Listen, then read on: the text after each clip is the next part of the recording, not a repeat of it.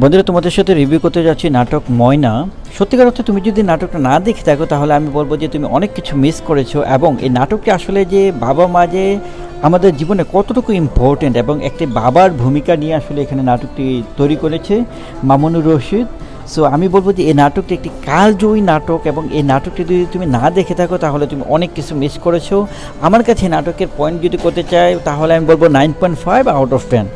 প্রথমত বলি, এই নাটকটি আসলে যে প্রেক্ষাপটে বানানো হয়েছে, দেখানো হয়েছে যে একটা বাবা মা আসলে তুমি প্রতিবন্ধী হও, তুমি পড়াশোনা জানো না জানো, তুমি কাজ পারো বা না পারো, এতে কোনো যায় আসে না বাবা মার কাছে।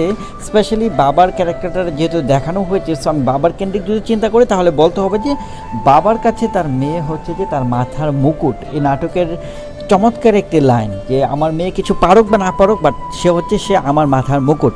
সো এই নাটকে দেখতে পেয়েছি যে আসলে মা ছিল না মেয়েটার, সো তার বাবাই হচ্ছে তার বাবা অথবা মা, তুমি যেভাবে চিন্তা করো কেন না, রান্নাবান্না থেকে শুরু করে সকল কাজ কিন্তু তার বাবাই করতো।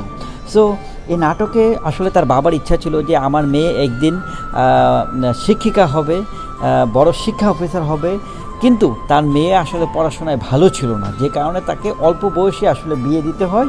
তো বিয়ে দেওয়ার পরে দেখা যায় যে সে তার শ্বশুর বাড়িতে গিয়ে সে নানা ধরনের প্রবলেম ফেস করে।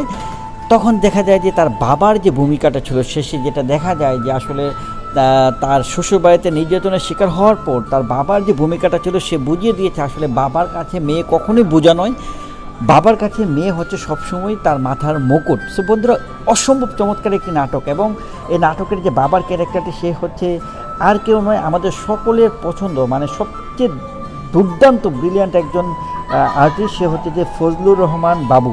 তো ওনার অভিনয়ের কথা আসলে আমার কিছু বলার নেই, মানে এক্সিলেন্ট এক কথায়। এবং নাটকের যে ক্যারেক্টারগুলো সত্যিকার অর্থে যে মেয়ের ভূমিকায় অভিনয় করেছে সেও খুব চমৎকার অভিনয় করেছে, তার নাম হচ্ছে আরোহী মিম, চমৎকার অভিনয় করেছে। নাটকটি দেখবে 9.5 out of 10। Thank you so much.